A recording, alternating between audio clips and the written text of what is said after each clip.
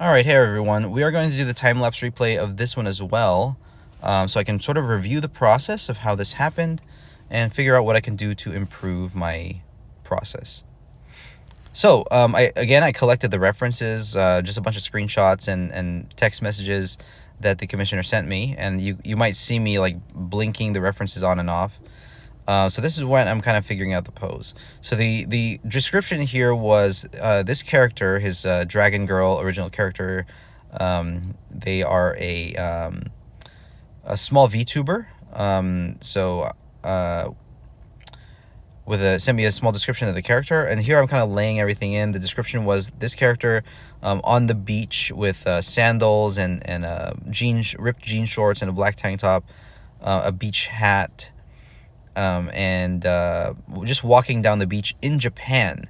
I'm not sure if I was able to clearly indicate this is in Japan because I was looking up some beaches in Japan, and honestly, all beaches in the world kind of look the same colors, color of sand, color of trees, and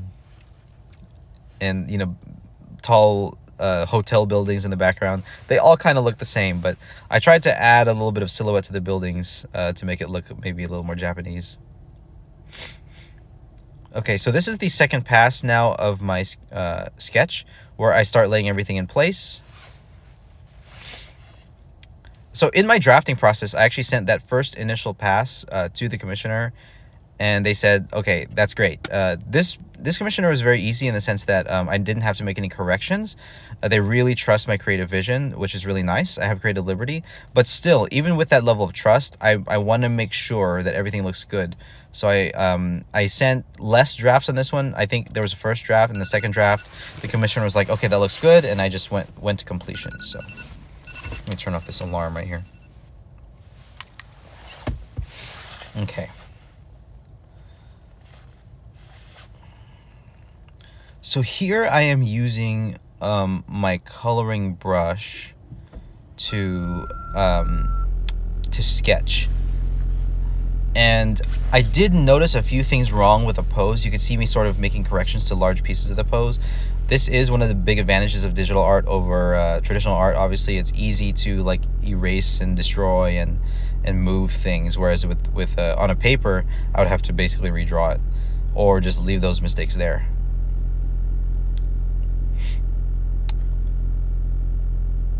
Okay, so this is my third pass, and I thought it might be a final pass because you could see I'm taking these lines and making them kind of cleaner, making them a lot cleaner, and this pass ends up looking really good. But I'm like, I decided at some point, you know what? My style, I use black ink lines.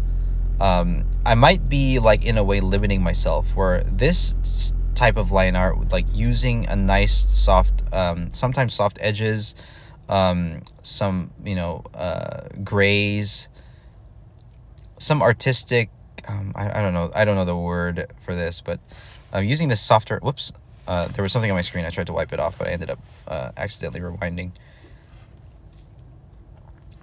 I just made like a, what kind of decision is this? It's like a personal decision. Like I want my art to be consistent looking. And in order to force that, because in my old art Instagram Chokenator, everything there is kind of different. Like everything has different styles. And what is quote unquote my style? Well, it's the thing that I find not just most appealing, but most efficient. And see, I completely finished this layer of line art.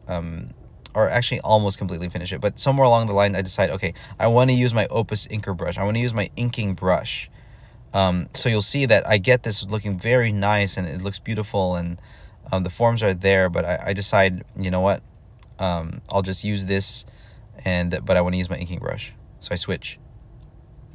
So this is what I'm putting in the braids. I remember making it just a conscious decision. Yeah, you can see a lot of undo, trying to really decide where the braids go. So the way I draw, it like really evolves. And it ends up being good, but again, pre-visualization would help me so much. like understanding where these pieces fall on the canvas, on the paper, on the layer. I don't know what to call the digital canvas, but understanding where they are before I put it down.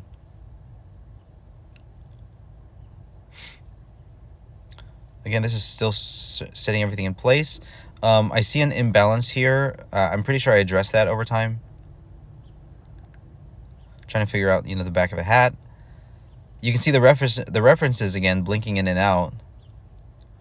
Now, I already want to say one of my problems with this piece that I ran into is that I always have to take into consideration how much I'm getting paid, and making sure that I'm spending the right amount of time for it. And in this one, I think I didn't charge enough because I was charging pretty much only a little bit more than the 1 hour ink drawing that I did at the anime convention. But for this piece, I ended up charging just a little bit more, but I spent maybe 4 to 5 hours on this, so it was a lot less time efficient, especially because I was adding color and a background. I think if I was just adding color, it wouldn't be a problem. But adding in the background and really integrating in the lighting and everything with all that, getting a new set of references for the background, and all those steps, and just in general trying to paint that, because I really suck, to be honest, at digital painting. And when I say I suck, I'm not trying to belittle people who maybe don't have as much skill as I do, but it's just something that I recognize that I can really, really work on. There's just such a huge opportunity there, and I don't know if it's an opportunity that's worth taking considering my time I need for other things. If I was only an artist, and if this was the only thing that I did in life, I'm sure I could spend as much time as I want just becoming a marvelous, fantastic background painter. But as it stands, I'm not. I am a professional freelancer, but I have 2-3 other day jobs, so and a family, so got to do that. There are other things I can do besides practicing my backgrounds. Okay, so here again, undoing the blinking. I'm gonna call them the blinkers, my blinkers. I undoing so much, trying to search for everything to go in the right place. It's like I can never get the line in the first try.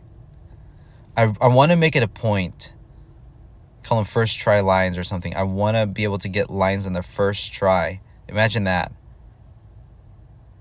Look at the way they blink.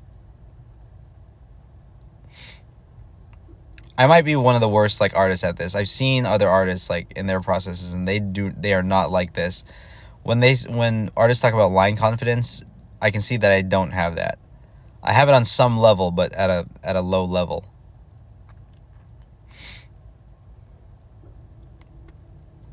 So this is why reviews are important. As I was talking about before, Kobe Bryant, watch the tapes, find things that you can improve on. And for me, it seems to be one of the biggest things. It's the undo.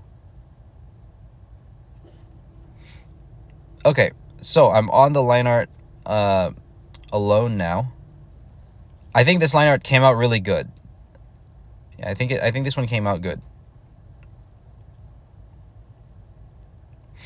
Adding the details to the jean shorts there, ripped jeans. Just adding little pieces here and there of hair. Okay, some hatching lines, some line weight.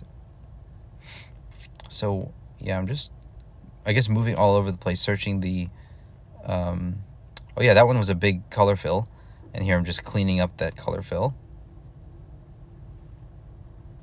Change the color of it. This is where I start airbrushing the background in. And this process of making the background is very, very haphazard. Because I just remember being lost. What am I doing?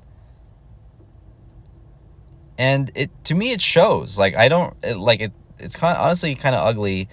But I think it's another thing with pre-visualization and planning. And honestly, just practice. It's my first time doing a background in a long time, and it's understandable why I'm not really skilled at it. The white hair really sets this character apart. It really gives this character a unique look. I know there's a billion anime characters out there, and they all have, you know, different weapons and different accessories and different appendages like wings and tails and horns and stuff. I know it's not unusual for an anime character, but you know, if I were to look at this character and see this VTuber's character again, I would remember, hey, that's that one character. She has white hair.